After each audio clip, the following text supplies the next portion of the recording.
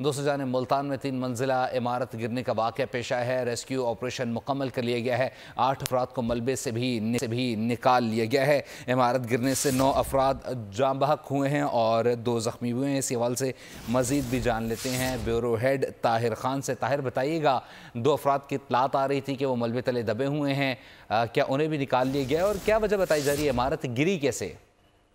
जी बिल्कुल, ये जो अफसोसनाक वाकया है मुल्तान में, ये सुबह सहरी के वक्त रिपोर्ट हुआ है, जिसके बाद जो फायर फाइटर्स हैं और रेस्क्यू का अमला है वो वहां पर पहुंचा है और ये रेस्क्यू ऑपरेशन शुरू हुआ है जो तकरीबन 3 से 4 घंटे जारी रहा है।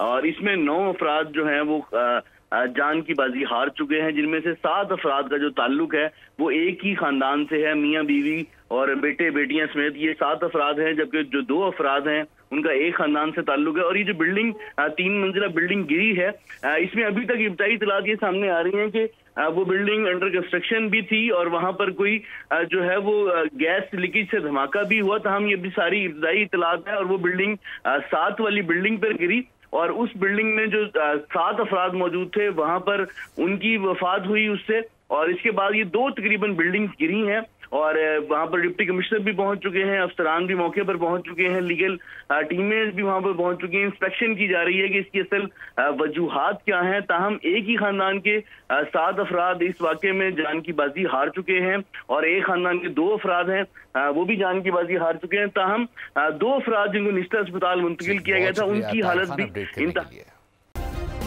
सब्सक्राइब करें और बेल दबाएं ताकि कोई खबर रह न जाए।